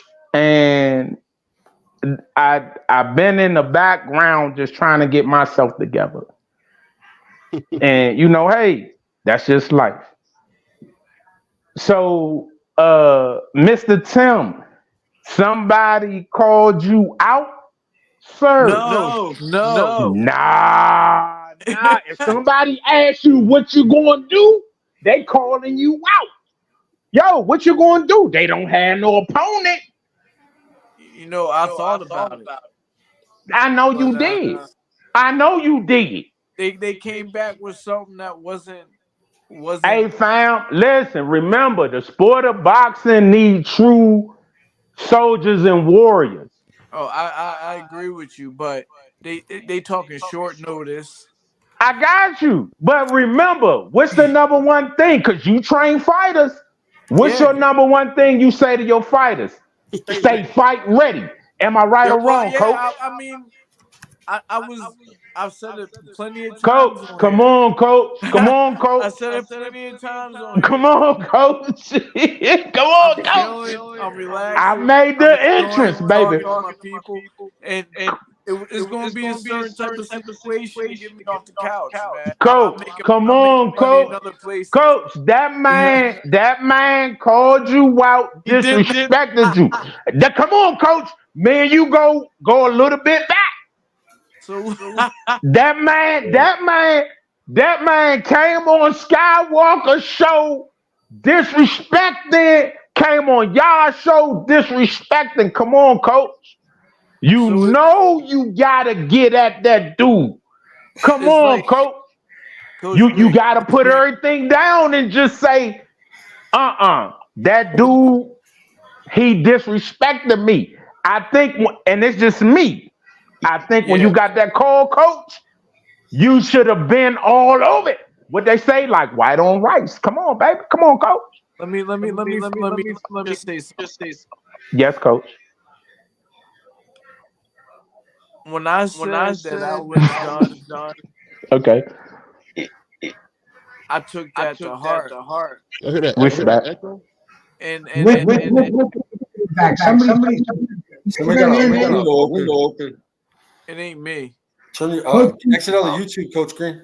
No, yeah. He's got Coach Green's got 2 windows open. We'll be good after that. So is it an echo right now? Yeah. No. Oh yes, it is. Oh, here it is. Echo. Hey, Okay. I'll exit out and come back in, but also make sure that there is nothing open in my background. All right. Peace. All right. Good, man. We fuck up a show enough without having technology fuck it up on us. So I'm not going to say too much because I want him to hear what I got to say, but it's like I'm enjoying myself right now. And if they really, and boxing was hard back then when I was doing it. You know, when I was doing it, it was hard. So for me to get off the couch right now, you know, I'm like, yo, I'm not, and it don't got to be no astronomical amount. I'm not talking about. I'm not even talking about $30,000 or nothing like that. You know what I mean? I'm not talking about no astronomical, and that's nothing. That's peanuts. But don't come to me with $1,500. That's disrespect. That's something that I'm not. I make that, and You make more. You make more in your debut, didn't you, yeah, bro? you know, I don't have to. You know, I can enjoy myself off of what I'm doing right now, rather than that. So that that was that issue. Now Insult Witherspoon name, bro. It would everything, have been the but Sons of look, Legends. Yeah. everything that coach said was true though. You know, I'm looking like, look, man, if I get this guy out of here, which I'm like, man, I might still be able to do it a little bit out of shape. They want me to be ready by March 16th. I'm like, yo, I might still be able to do it out of shape. If I do that, who knows what's next? You know what I mean? But I'm not going to take that chance, make myself look out of shape or whatever. You guys saw me when I was training, when I was getting ready. I like to train, I like to get ready, but right now I got 9 fighters fighting in the Golden Gloves. Why did you stop so young, man? Why did I stop so young? Yeah. I mean, I started when I was 8. So when people say 30 is young, it's not really young. You know, I had my first fight when I was 8. I played a lot of other sports for school and for recreation. You know, I was a football player. I was actually a varsity volleyball player. If I was going to go to college, it was going to be for volleyball, believe it or not. But I stopped all that to concentrate on boxing. And then, you know, things didn't really work out. Like when we talk about T.O. without getting into it, I can kind of relate to what T.O.'s going through right now, with having the father-son relationship with training or whatever. But long story short, I was running for my last fight and my patella tendon popped. Boom. And I still went on. I couldn't run. I couldn't lose the rest of the weight that I had to lose. And even when I walked up to the hotel room, I had to have people help me into my hotel room the night before the fight. You know, and I went on to still take the fight and still I hurt the guy and I got kind of happy and I tried to knock him out, but I couldn't, and I couldn't move the way I wanted to. And then after that, I was like, damn, I was already like kind of training people and I was making $60 an hour, you know, just teaching people 1, 2, 3, you know, and I'm like, damn, this is kind of good. I'm injured. I don't have any health insurance. I'm a professional fighter. That's something that these guys don't realize in real life, that these fighters up here don't, unless they're making enough money every month to have health insurance, they don't have health insurance. So I'm like, man, I'm gonna go rack up these hours, $60 an hour. All I got to do is work 3 people a day, 4 people a day, and that turned into a whole day worth of people, and that turned into me owning my own gym. So That makes it kind sense. of was like a transition. I kind of used my degree that I learned all these years from when I was 8 until I was 30 to pass that on to other people and turn that into a business. And that's how I still regret right now that I didn't have someone telling me to train for one more fight. You know, try to get healthy. I regret that till this day. I'll regret that till I die. But I feel like I am also where I'm supposed to be in life right now, as far as being able to turn my degree in boxing into a business.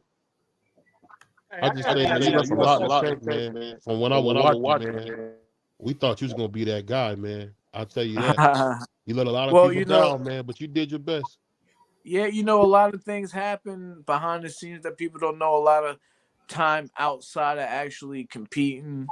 I only had 15 amateur fights myself, and I was fighting like that. So it's like it's a couple of injuries I had early on. There's a whole bunch of series of events that led me to where I'm at right Hey now. Tim, what was the biggest fight you ever had, bro? Like the biggest one that meant the most to you? Was it that Tevin Farmer matchup? Because it was like battle of the best from Pennsylvania at the The time. And best from Philly, but yes, no, but you know, not. It's hard for me to put that out there because me and Tevin Farmer fought at a time where Tevin Farmer wasn't Tevin Farmer. He was Tevin Farmer in spirit and a little bit of skill, but he wasn't the Tevin Farmer that we know today.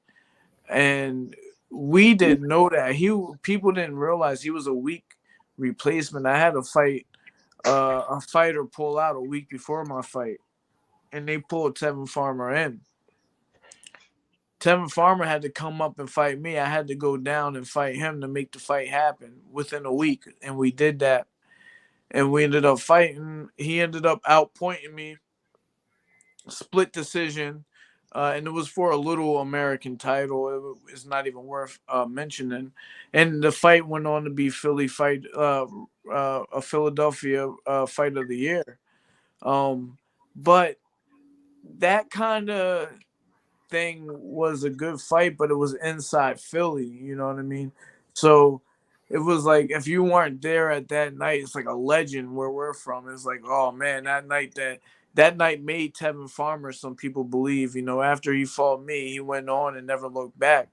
Um, but for me, I think the biggest fight was my fight against Dusty Harrison, where it was at the end of my career a little bit. They called me on 3 weeks' notice. And that's one of them fights where like coach was like, yo, you should just go fight Rockman. I done did it before. You know, they called me. I'm on vacation with my girl. I'm in the Midwest. Not even I was supposed to fight the week before I went on vacation. The fight didn't happen. I'm out in the Midwest. I'm doing what I'm doing. You know, I'm with my family or whatever. They call me, yo, we got this fight for you. It's such and such money. I'm like, all right, bet.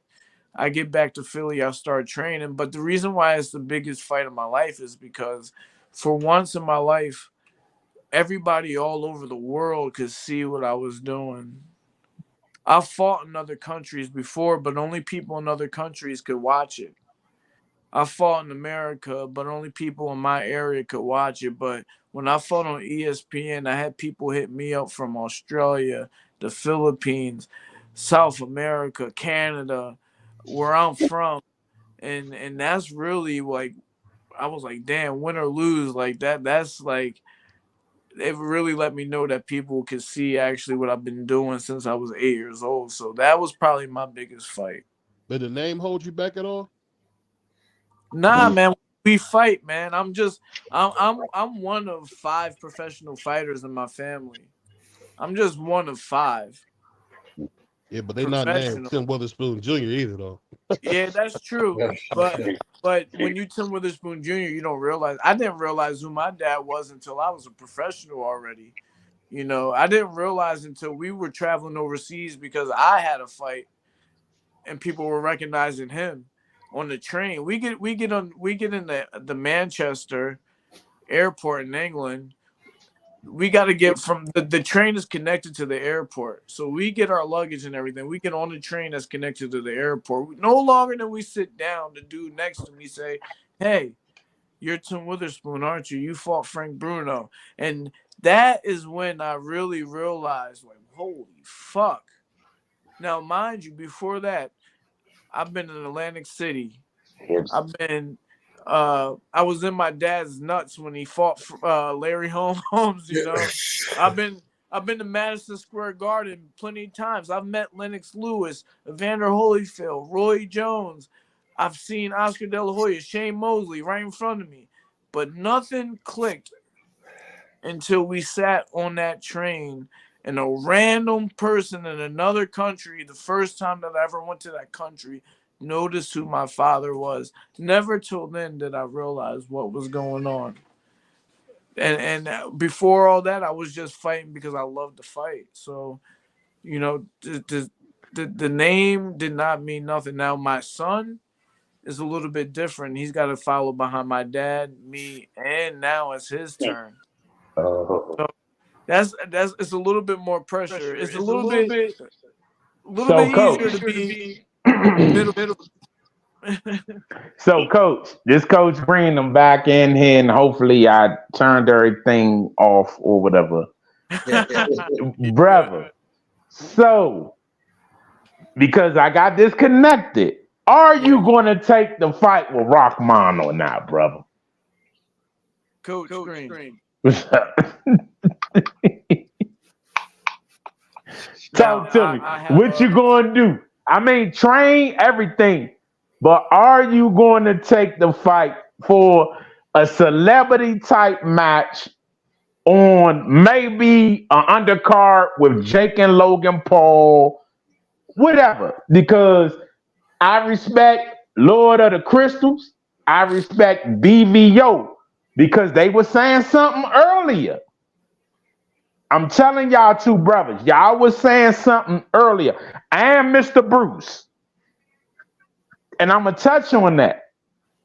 That's why I'm asking you, are you going? And I'm going to mute myself after this. Are you going in front of the panel with D Free down there and Mr. Diaz? Brother, are you going to possibly try to make a match happen on maybe a MVP undercard against this brother? And I'm gonna mute myself. All right, so coach, it's a lot of factors to that. I know that a lot of people would wish that I just press the button and say go. I wish it was a situation that they came to me that I couldn't turn down, that I couldn't refuse. But let me just explain something to you. I own my own boxing gym. We see that is crowded. I have 9 fighters entering the Philadelphia Golden Gloves. First fights are next Saturday. 9 fighters. I started out with not one person in my gym. Now I have 9 fighters. That's a lot of hard work that I've been putting in there. I also have a nonprofit where I'm helping my community out with their shortcomings. So we're working on getting kids not only backpacks, but fully back to school clothing. We have to start that like now.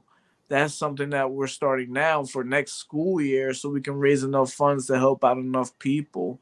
I also have 4 children myself and all that to run. So with that being said, with all that on my plate, when they asked me about the fight, my response was, how much are they paying? And that was even before I asked what the date was. So Heather Aces came back to me and said, oh, well, I don't know. I don't really want to get into that unless you're really interested in taking the fight. That was what she really said. She said she didn't want to go back to the promotional company unless I was really interested. So I asked her, I said, what's the date? And then they came back with saying March 16th. And I'm like, damn. I haven't even really been training. I've been focusing on other things, trying to get my business, whatever. So then I was saying, all right, well, look, if they come back to me with the right number, even though it's at March 16th, that I would do it. And like I told these brothers before you came back on, Coach, I'm not asking for 30 grand. I'm asking for something fair. Really what I should be asking is how much is he going to make, and then base my analysis off of that. He could be making 100 grand and I could be only making 5 or whatever like that. But they came back to me with $1,500, 2 flights to Florida and a hotel room for the weekend. 20% of the pay-per-view sales of something that I never even knew existed, that I didn't even know Hasim Rahman was still even active or doing anything. So I left that last message open for them to come back to me with another number or something different, and I haven't heard anything back yet. And champ, you know what? I really respect and admire you coming out, because you know me, I'm gonna try to push you like, come on, champ. Also, though, I really respect, especially on this platform, because y'all know I just been in the cut for a minute, and you opening yourself up, us to like, excuse me, excuse me, you opening yourself up like that to us, and I really respect that, because as we all know, for them kids, man, even the number you was asking for still ain't enough. Even for them kids, man, it should be a minimum. And it's just me speaking. It should be a minimum of 6 figures for you to get in that ring, dog. Because what you doing, especially for them kids, and it seems like a lot of people really don't understand, especially in the fight game. And that's why for BVO and also Lord of the Crystals, I wanted to touch on, because as they were saying about earlier, excuse me, about how much somebody getting paid, what they getting, what they not getting, especially as I'ma just put it there, as Black American fighters, what it is. But also I understood we brought up Edgar Berlanga against Canelio. And from what I saw last night, because I'm gonna touch on that real quick, Berlanga can't mess with Canelio. And I gotta stop being impartial toward Canelio, because what I think how the WBC is just backing him. So I really have to say this: Berlanga versus Canelio, man, they need to stop playing. Like stop playing. End that. With that being said, too, with my brother Lord of the Crystals was saying earlier, it's all about y'all marketing and advertising. That's why I asked about you possibly being on MVP, because MVP is backed by WWE, y'all. And I'm telling all of y'all this. I know this 100% fact. MVP is backed by WWE, or for us old school people, WWF. That's what they are financially backed by them. But also I tried to say get us being backed by them. I just wasn't organized enough, and my brain and my potential was bigger than my bank account. So I just gotta tell the truth. MVP is financially backed by WWE, WWF, y'all. Because why Showtime went out of business? Because what? They wanted something more scripted, y'all. We in the boxing world, let me say this. Some of us in the boxing world do not know how to script something enough to be able to say, okay, when you walk up those 3 and 4 steps, you got to turn that off. That's what I have been doing in the background, though. Trying to meet people to work with our amateur program, not the pros, our amateur program, to script something up enough to be like, okay, but when you get up there in that ring, all that go out, you got to go full, wall to wall, y'all. But that's what we are missing, y'all, in the boxing game. That's why I was respecting what BVO said earlier. That's why I respecting what Lord of Crystals was saying earlier, y'all. And it's if we don't understand, y'all, how to come together to just be able to script up enough show. Floyd tried to do it with John Gotti Jr. or the grandson. He tried, y'all. He tried. But once again, just like BVO said about, people doing this and doing that, y'all. Tyson Fury. How did Tyson Fury become big? WWF, WWE. Floyd Mayweather, WWF, WWE. So our thing is that for fighters of color, how can we be able to script something together to be able to do our thing? But also, even with the Latino fighters, even with the Mexican fighters, even with the Asian fighters, international, y'all, what can we do to bring everybody together to say, listen, if we can't come together to like make this with boxing, especially with the amateurs, because we can do it with the amateurs though. I wonder what's Inoue first. Say again, brother. What does Inoue make bro? His last fight. In a way, from my understanding, with the upside and everything behind everything that's going on, Sky, Inoue is doing between 4 to 5 million. That's our money. So it's about half of what a megastar makes here in stateside, right? Well, you got to look at it though. What currency is he using? See, that's the thing. Because Inoue, let's say Inoue make 5 million here in America, but then his money is in euro. So if he making 5 million here in American, hey, that's maybe like 7 million in euro. But remember, what if he using crypto? What you know what I'm saying, Sky?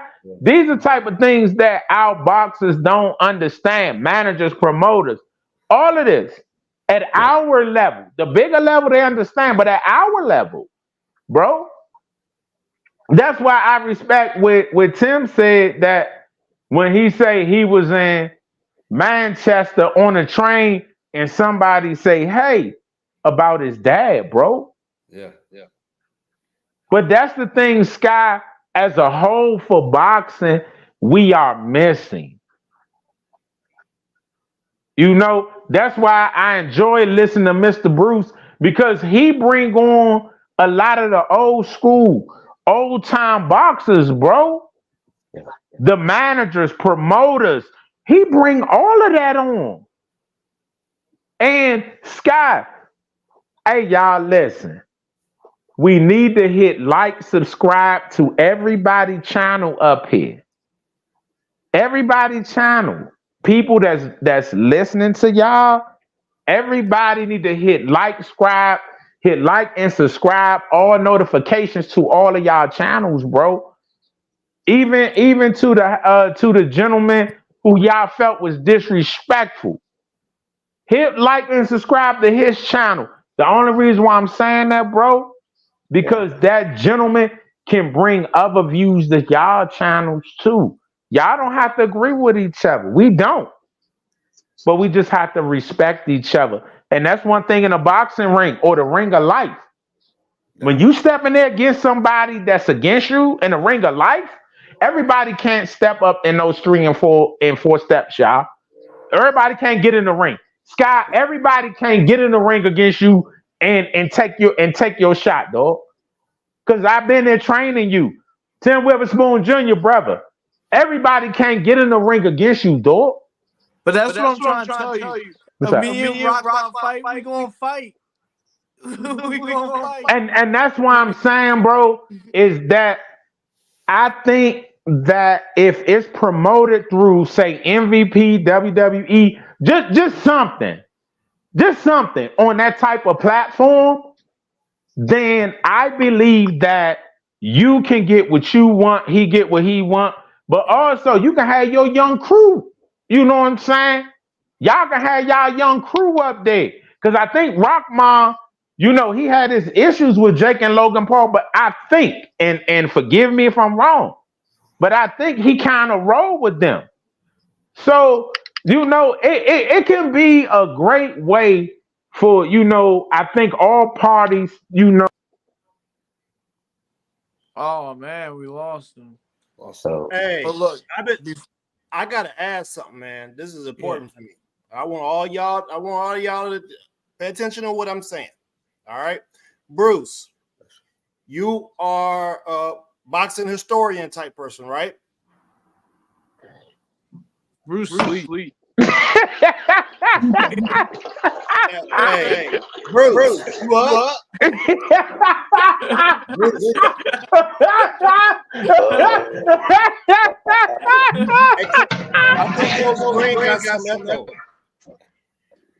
You got a really bad echo going on, but bro, no, you know, see, I specialize in boxing in a certain era, the era I like. I'm not a boxing writer or a boxing historian. I'm just I have expertise in certain kinds of boxing. So that. So can you elaborate on the time frame? Would you consider the Jack Johnson era one of those areas that you expertise in? No. Okay.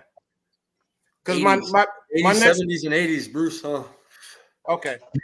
Because I mean my next question was going to be on, you know, if you cover those topics, do you cover the issues that are related to the debates between races and the way that people are placed into position or whatever? Because the guy that came on this channel, he came over here from your side of the thing. He came from your channel, and he came in here real heavy after we mentioned something to you that had to do with the way that boxers were placed. So I just want to be sure that we have a clear understanding here. I don't want to be having a conversation saying, okay, this is what we've seen in the sport of boxing, how something's being set up or placed based off of whatever. It don't got to be race. It could be based off of how many Instagram followers somebody got. But if we don't acknowledge that part of it, we're being disingenuous and dishonest with people who are listening to us, because those things exist. They always have existed, and they exist even more today. And there's plenty of biases in media, plenty of them. ESPN, all those fighters they had over there. You remember when Teofimo had all those lines and stuff in his head? They made him change his haircut. There was the other Puerto Rican kid that's active over there with him now. They got him looking like some type of supermodel. He had cornrows. Right? I've watched all these guys go and change their image. They came in looking all hip-hop-ish, if you want to say that. But now they look like they're basically whitewashing it.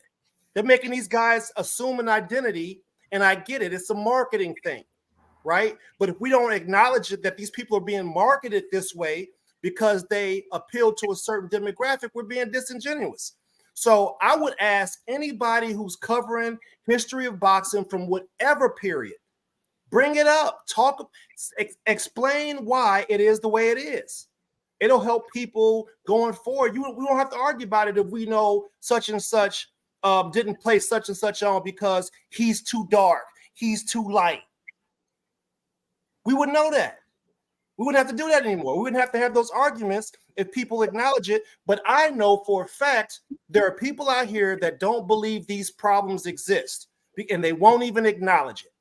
So I'm sick of acknowledging and being cool with everybody else's stuff. But when it comes to the issues that involve people that look like me, we get people turning their back. That's wrong. It's wrong, man. Well.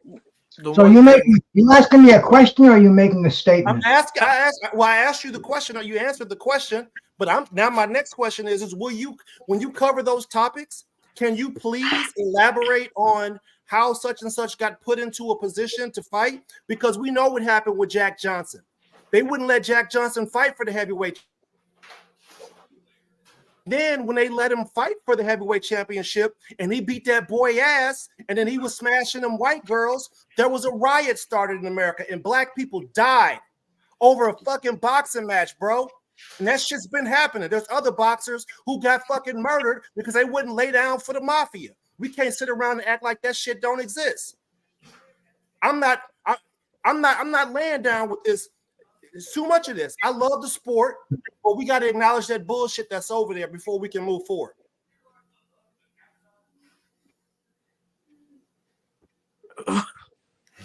Heavy. I mean, Bruce. Yeah, I mean, dude, you know, you can preach all day long, man. I talk to boxers. I talk about boxing. I don't talk about socialist issues with them. if they want to, and I'm certainly not going to bring it up on my show, bro. Because Okay, respect. yeah, I mean that's your thing, Ernest, bro. I'm telling you, man. Respect. I grew up in the '70s, bro. I worked at a radio station where I saw forced busing in Boston. My first day on the job, they gave me a cassette recorder, and I saw fucking racism like you would not believe, bro. You don't know racism. I come from a different era than you, bro. Oh, I'm sorry. I'm telling you. Sorry. My dad was No. Have you ever seen the national? Oh, you gonna let me finish or what? You know, we don't do this, bro. I'm educated. Have you ever seen the National Guard come in your neighborhood and fucking? I got slaves in my family, bro. I think you guys are on the I got same thousands of acres that's been what I experienced then and what I experience now and what I'm experiencing now, there is no fucking, it is not the slightest fraction of the racial injustice that I saw back in the 70s or in the 60s before I could even do anything about it. I mean, it's a different era. These athletes today are pampered. They're making millions of dollars. It's nothing like it was in the Jack Johnson era, bro. You got to do your fucking research. And if you want to preach about it, you got to learn a little bit more about Jack Johnson, what he went through, and Joe Louis, what Joe Louis's trainer told him, what he could do and what he couldn't do, the rules he had to follow, bro. I mean, it ain't fucking black and white, and it ain't like you say it is, man. You got to learn a little bit if you're going to stop preaching to boxing. Did I bring it up? Did I mention it? Does that mean I not know something? Bro, I do research. That's what I do. I do my research, but I see the perspective that you're taking. I see the angle that you're taking, and I'm glad we're having this conversation. And I asked you that for that specific reason, because your boy came over from your channel and came over here trying to. My boy from my channel. Over here. That's not cool. My boy from my channel. Yeah. Tell me about. Elaborate on this. How's this cat on the internet who comes on here because he's one of the fucking almost 2,000 subs I have on my channel? How is this my boy coming in here, bro? And what? Because he has a fucking. Man felt real comfortable coming over and talking to us like crazy. Oh, yeah. Coming from your channel. I have no fucking control over that. Just like I have control over you. You have no control over you. You're showing as much immaturity as you did, man. I'm not going to argue with a fucking idiot. You just keep talking. Your ass now. Come on, I gave you the benefit of the doubt. I see why they've been on your ass now. Hey, who's been on my ass? Wait. Let's calm down. Let's everybody calm down. Now let this Fox revolutionary go. Let's calm down. Skywalker, can we mute some people real quick? You guys are good, man. You guys know, man. But yeah, that whole shit turned. I was hearing some racial tones earlier. That's why I was muting the guy earlier. You know what I'm saying? I don't know what the issue is. I mean, I understand what Bruce says. You can't control people coming in. I got people that will type up a racist comment in my chat, and I'll have to fucking block them because I don't allow racism in my channel, bro. Everybody's different colors on my panel, bro. As you can see, we got Asians, we got Mexican, white. You know what I'm saying? You talking about a big mix here, but that's my lane and my channel. It's there's no race, you know, and the guy kind of came in and twisted shit up. Can I add something? Because something stood out right now with me, and I'm gonna leave after this with Ernest and Bruce right now. That I think that I can address and maybe help out the situation and mend some things between people where there's a little bit of a disconnect where some people think that things that happened in the 70s, that those people's fathers haven't had to have conversations with their children about what happened to them, and that their children won't feel that same feeling, or that the same thing that happened to their father will not happen to them. You know, I live in a situation where my dad has told me things that happened to him in Philadelphia, and there's things that happen to me, and there's things that I have to tell my son that he has to watch out for, you know, because of the way that we look. In certain situations, people don't understand that just because it happened back in the 60s doesn't mean that these conversations haven't been passed on and these situations haven't been passed on. And it's passed on both sides, you know.